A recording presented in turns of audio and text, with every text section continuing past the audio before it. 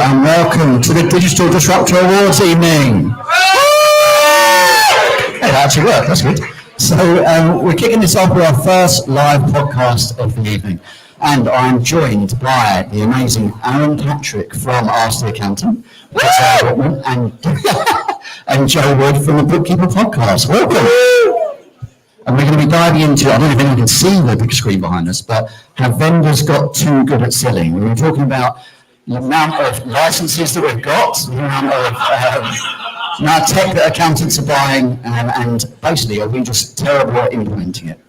So let's start this off with the first question to you, Aaron, and have accounts and bookkeepers got magpie syndrome? Well, I'm looking around this room here and I can see a few people who missold me, should I say. 100% have we got magpie syndrome. And it's down to us, right? We're the problem. These wonderful people, the vendors that are here to solve us a problem, figure out what the issue is and sell it to us. And especially myself, if it's shiny and there's some sort of YouTube video on it, or I'm going to buy it. So yeah, we 100% have magpie syndrome. Aren't you the fault of those YouTube videos there and constantly doing new ones on new tech? Yeah, 100%. Yeah, I am the problem. And you actually created some shinies for people for your podcast. Exactly. So I'm fueling the issue here. Yeah, 100%. I just want to call out your trainers as well. So, yeah. Pretty much, yeah, that's good. And Joe and Zoe, is that the same for bookkeepers? Because obviously, Anne and I are accountants, and I think I'm similar. You know, I see a lovely piece of new technology and I get enthralled by it and want it. Is that the same for bookkeepers from your experience? It is, but it comes from a different point of view where there's comparisonitis and they assume that they need it because they need to be like someone else rather than that they want it for themselves, and they're like, oh, so-and-so's got doing it, so they must be really good, so I need it. So I think it's coming from a different place when they consume all of these softwares and applications. And is that, I guess, looking at accountants or looking at other bookkeepers? Where are they getting that from? I think that lots of bookkeepers and accountants are parts of communities like this. And I mean, we've definitely seen it in our membership that we'll have bookkeepers saying, oh my gosh, I'm spending so much time implementing all of these things and actually I don't need them. And it's because they're lacking the focus a lot of the time. Yeah, so what I guess we end up with is bloated app stacks. Like technology that we have, we're not using effectively. I mean, that's definitely something that's come over from Australia. We're definitely getting that vibe. They were, I guess, ahead of us. But do you think we're now hitting that tipping point in the UK where, you know, we're going, okay, we now need to consolidate? Well, we've got to consolidate, haven't we? Because I think from us as a practice, if we continue putting all the amazing tech that's out there, if we keep adding everything that if we go around Accountex tomorrow and take on every single vendor there, we're going to cripple ourselves. And I think most of it is down to the fact that we're still not found the right tool for each individual bit, and we keep playing around and we keep moving things around. And how many proposal softwares do we actually need? How many, as a firm, right? And that's our problem. We're still not found that perfect one that's going to fit every single time. And I think we're causing the problem by pushing it through. So. And do you think that's kind of overselling, right? Because the vendors, you're out there, sell the dream, you can do everything, woo! And then we pick it up and we just like, well, it's not doing what we want, right? Do you experience that? We've got to take responsibility. We're adults. Well, I'm not sure John is. Yes, we can all see things that we want, but you've got to make a decision of what it is that you want as a firm owner as to whether it's actually going to take you close to your goal. I think the biggest problem is people don't know what they want initially. So then they see that other people, and that's what I'm saying about the comparisonitis, they're looking left, they're looking right, they're thinking, oh, they've got that. They appear to be doing well, so hence I must need that. We introduce a lot of software to our audience because people need to know what's out there. And we are often really surprised because we will have a webinar with somebody and we will be using it ourselves in our own business, or I've used it in my firm and I'm like, wow, I didn't know that.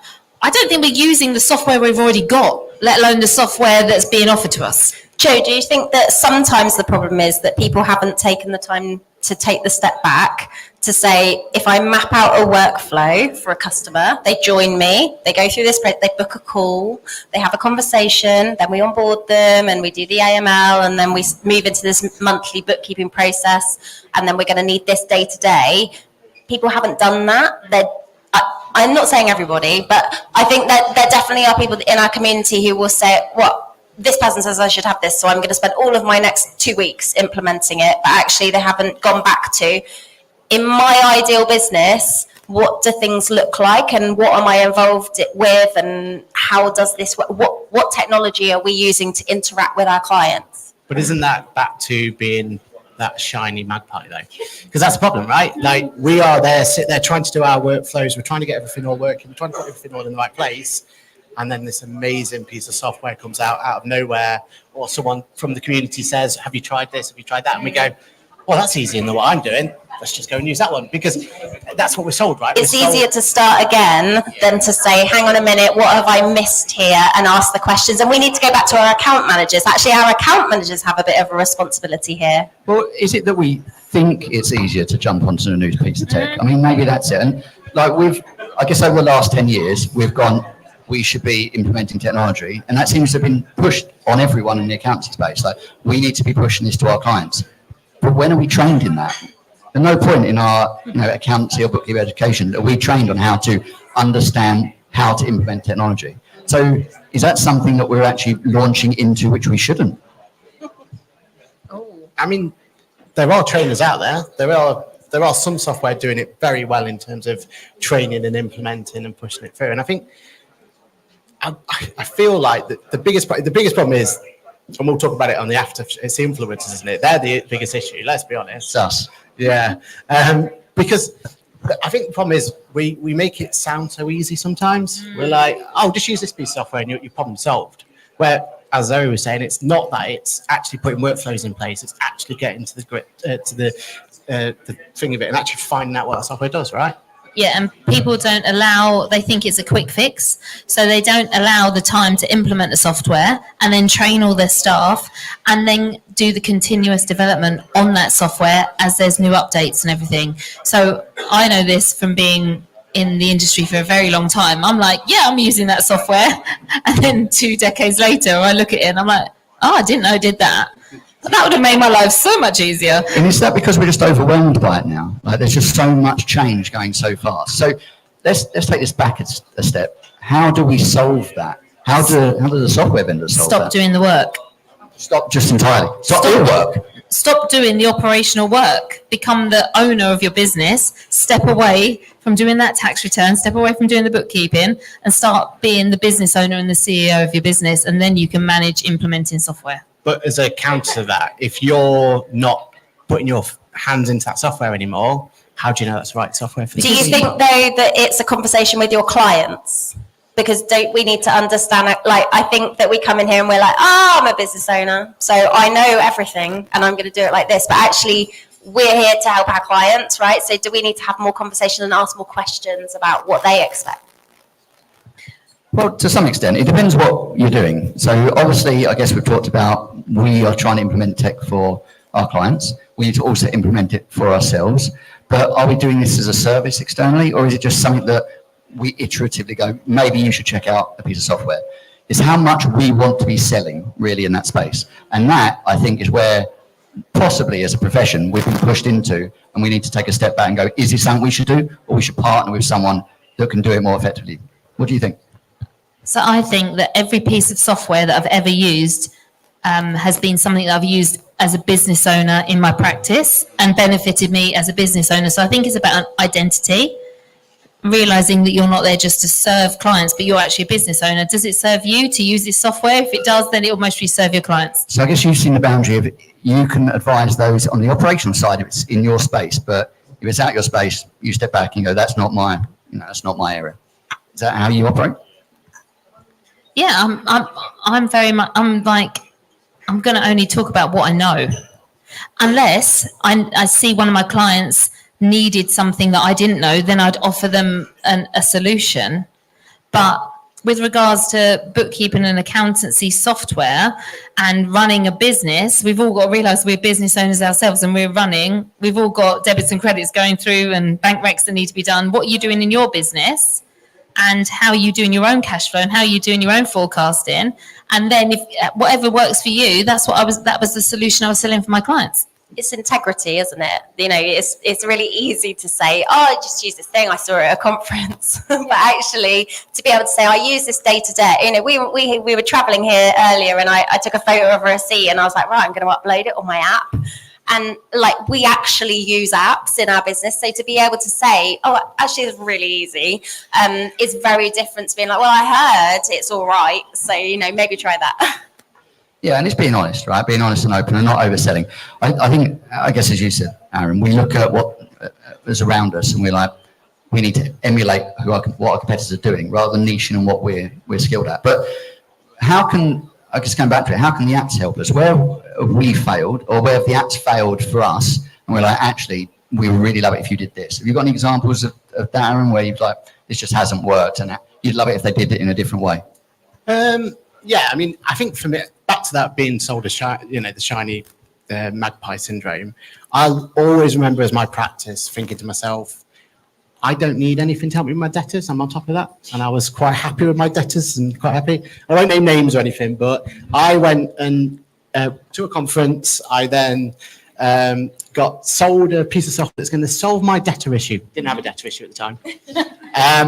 Now, I took on this particular app, and I then had the biggest load of debtors I've ever had in my career because I took the eye off the ball, right? Because I was then reliant on this piece of app, this app, and that wasn't the problem of the app. That was me. That was completely my issue. I didn't put the right workflows in. I didn't put it all into play. But for me, I was sold this dream that I don't need to worry about my debtors anymore. What do you think happened that allowed you to be sold? That's what I'm curious about. Very good question. I mean, they definitely sold me on this dream that going forward, I would get more money coming in. It'll be quicker. You know, I'll have the money in my bank account a lot quicker than I've ever had before. And it's because they're brilliant sellers, right? And they're doing their job. And actually, the person who sold it to me did it completely right. Like they were doing exactly what they should do. They had nothing to do with the actual process, though. No, they always left me to it. And because I then took my eye off the ball, I had more debtors than I've ever had in my life, and suddenly I had an issue. And you know, ironically, that software caused the issue. So, and I think that's what it's about, right? Like for us as an industry, I think we just need to take ownership sometimes. I mean, like you were saying, like there has to be. We're adults. I don't like admitting it, but we're adults, right? And I think you're right to say that, and we've got to take ownership for it. So, I guess, do you think that there was anything that app could have done differently that would have made that effective for you? Or is it just entirely on you picking the wrong thing? It's me not taking my own advice. You know, if this, like you guys were saying, if you're going to talk about a piece of software, you're going to implement it with your clients, you sit them down, you talk them through, you go through the process and everything else, right? So why are we not doing that ourselves? Why are we like, in complete honesty for me, it was, they sold me that I'm going to get all this time back that I can then invest X, Y, Z. And we're terrible as accountants, right? If we grab, and bookkeepers, if we take some time away from ourselves and we save some time, what do we do straight away? We backfill it with more tasks and we put more time on ourselves. So that time that I saved, I was just then filling it up with X, Y, Z from, you know, where really I should have taken ownership. I should have kept my own controls in place. I shouldn't have been over-reliant on that particular app. Okay, all right. So I want to ask a question, and it'd be good to get your thoughts on this, both from the accountants and the bookkeeping element. Should we, as accountants, be helping our clients implement tech at all? Sam and Joe. Say that again, sorry. Should we be helping our clients implement tech? As accountants, should we be doing it? 100%. Like, yeah, but outsource it to your software. But you two just gave completely different answers there. Yeah, like, do you want me to sell your software to my clients? Help me onboard my clients. So you're thinking you'll work with the software partner, but Yeah. you're basically outsourcing it entirely to them. I did that a few and you times. think they're good at it. They know the software better than me. It doesn't mean I'm not involved, and I know the client maybe better. But I think it's a case of, I've always seen software as like an extension to my team. And that's when I've had the best results, when I've seen my account manager as part of my team and we've had regular updates and got them involved. And, you know, they've got to know my clients and they understand my client base and who's going to benefit most from the software. Because sometimes when you're learning something new about software, you don't actually recognize it yourself. So ask and see if you can get some support around it, because maybe you are not the best. I know we're all control freaks and we think that we're the best at everything, but I very much realise that I'm definitely not when it comes to software and technology. I'll be there on the call and I'll support and understand and maybe set the boundaries and the accountability for what my client needs to do for the next step. But I think we should all use our software providers and our account managers a lot more and be part of our team, because I think they'd benefit and we'd benefit. Is that something they've got right or something that they can improve? It's a mixture. Some are amazing at that and some have got to do some work, but That's some fair. don't know that you don't know what you don't know. So that's why we're here. And everyone's different, right? I like an account manager that doesn't pester me, right? I like one that's just there, reactive, whereas it sounds like you want one that's, you know, on you and going, well, that's probably not the right term, but basically going and working with you in a very close way to help your We clients. spend a lot of money with software providers. Like, we need them supporting us, championing us, like chasing us up. Like, you set goals with them. Like, you want them saying, hey, last month when I spoke to you, you said this was what you were working on. How is it going? Because I think that's the biggest problem when you're leading a business. You are actually quite lonely. There's nobody really who understands it. And I'm very fortunate to have a business partner. But if you haven't got a business partner, there's no one who's your sounding board. And your software vendor, like, they are invested in you getting results. So, you know, use them as a partner, as that sounding board to get that support. And also, you know, they're seeing best practice. They're seeing other businesses like yours. So they can say, well, okay, so that didn't work for you, but I'm working with this other business and this is working for them. So maybe you can take some of that. I think my only counter to it, and I completely agree with everything you're saying, my only counter to it, it's happened to me in the past, is at the end of the day, when we're looking at software, when we're looking at these vendors and these people, it's business advisory, like it's our baby steps into it, right? We're looking at ways in which we can, what we all want to do. We want to help the small businesses grow. We want to make them thrive. We want to help them out. So we kind of get almost, again, looking at trying to find the shiniest tech for them to help them and push them through. But the only thing I'd say is if we push everything onto the vendor, sometimes if they have a bad experience, it taints our experience. There's nothing we've done wrong. And I think your argument would be, well, let's make sure we, you know, go with the right people, right? And we do the due diligence on those vendors and we make sure that they're going to do it 100%. Yeah. But sometimes that maybe the person who you have a great relationship isn't away and they get past to someone else and they have a terrible relationship. So that's the only thing you've got to be careful, right? We all move account managers multiple times. So Unless you're with QuickBooks, obviously, but that's one for another day. But it is true though, if you have a bad experience, right? If you do have that, or if the client has a bad experience, that could taint your relationship. And I've lost clients. that sounds like you're a control freak again, doesn't it? I am, of course I am. But that's the risk you play, right? And I think everyone's got to be aware of that. I think it's really, like, Joe and I as business owners, you are a really great people person, people manager. And we don't run a bookkeeping practice together, but I am very much like head down, get on with it. So I can see why, as somebody who knows how they want things to be, knows how they want people to work through the process, but yet is very time poor, it can be a real challenge to like onboard a client with a new software vendor, whereas Joe, like, delegation, sorted. So, like, take a leaf out of her book. But I think you've got to, if you make the plan, like, you know, you in the room, you're the influencer, the person who's leading the business. If you can say, we're using this in our business, it's working really well, this is why, sell it to the client, and then say, but the next step is we need to onboard you, and this is what it's going to look like. And if you've agreed that, and the client's agreed that, I think you're good. I think you can hand over. So would you ever partner with a consultant that would do this on your behalf, like a digital transformation specialist? Is that something you do?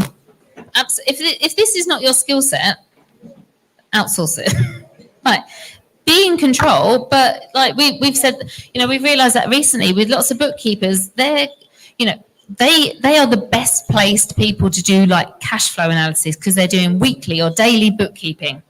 Do they want to have a conversation? Do they want to talk through someone's cash flow? Maybe not. Maybe that's not their skill set. So know your limitations. And if you need someone else to come, you could go into a meeting with a business coach or a digital transformation person and be there and have all the numbers and not like sell the dream or what it is. That's absolutely fine. Like know what you're good at and pass on everything else. Is that the same for you, Zoe? Yeah, do that. Zoe would do it all because she's a control freak. And Aaron, same for you?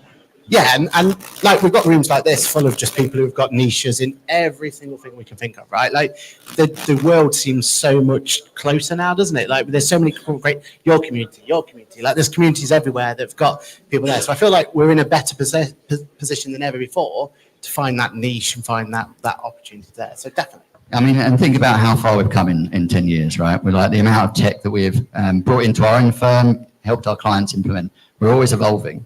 But I guess there's one takeaway from this. Like, what would your advice? Well, I guess you've already, I think, unanimously agreed it's all us, not them. But what would your one piece of advice be to software vendors to help that journey? Aaron? I think my big advice would be to continue with that training bit. I'm a huge trainer. Like my background is TWN, it's QuickBooks trainers. I go out there and I train and train and train. And just got this whole thing about training. And I do think from a vendor point of view, they're just, especially now, we're changed completely with it all being online. You've got the ability to do videos. You've got all of that amazing opportunity. I think we just need that little bit more help. Like, just give us an opportunity to do it. And one thing I do like of the community at the moment is there are a lot more live options to go and talk, a lot more webinars and stuff like that. We just need to continue with that trend. We need to know that your software now does X, Y, Z, like we're saying, right? We need to know those updates. We want to see those updates. We want to have that and bring that. And I think if we can just put that training hat on more and just put more emphasis on training when it is more accessible than it's ever been before, we don't need to go to the individual, practices anymore and go into the room and do it there. We don't need that anymore, right? Now, the world's so much smaller. We can have the opportunity just to go and do more training. And I think if we can keep doing that training, I think we're better. It's persistence, isn't it, really? Joe? I'm going to say the opposite. Controversial. I'm going to say, if you've not done the training, outsource it to someone that has. And let go of your ego and realise you're not always the best placed person. I get the feeling you outsource everything, Joe. That's where we're going with this. Outsource. Sunday roast, outsourced. I actually cook my Sunday roast. That I is don't her outsource the cooking, do I? Yorkshire puddings. I outsource the hoovering, the washing and everything else and the shopping. But yeah, no, I just think sometimes we do always believe. When I had the most success in my business was when I realised that I'm not the only person that can do everything. And don't get me wrong, I'm constantly learning and training, but it doesn't mean I need to deliver every single thing and become a control freak. I've had to let go. I've got 3 kids as well. I can't do everything. So I've had to let go in order, and actually what I've realised is other people are a lot better than I am. And my clients have actually benefited from that. It doesn't mean I don't drop in and speak to them and stuff, but I think we naturally, if you're an entrepreneur, you constantly are on a learning journey and you want to have that, but sometimes we need to learn when we need to step away. And sorry, is it outsourcing? Work with Joe, outsource. But also, like, I think what's really important to remember is it's okay to sell. Like, we're business owners, like, whatever you sell, it's okay to sell it. You have to. That's how business works. But if you're selling something, continue the support. Whether you're selling accountancy or selling software or whatever you're selling, keep the conversation going, ask questions and find out what people need more with, because there is a human element that's always going to be really important, whether it's training or whether it's finding out who you can delegate it to. It's that conversation that will keep it going. Cool. Well, thank you. And it seems like it's not that the vendors are good at selling, it's that we just like buying. And we, Especially me. I'll buy anything. Just anyone want to sell something? And we do training more, outsource everything and sell. So we've got a lot to work on. But no, for anyone that's tuning in, thank you. If you want to catch us for the actual award ceremony, please do tune in around 8 p.m. And also for our late after dark pod with the infamous John Toon, who's going to be diving into influencers and are we just snake oil salesmen? Did you say yes? It's already kicking off in here. So yeah, thanks very much and we'll catch you soon. Thanks everyone. I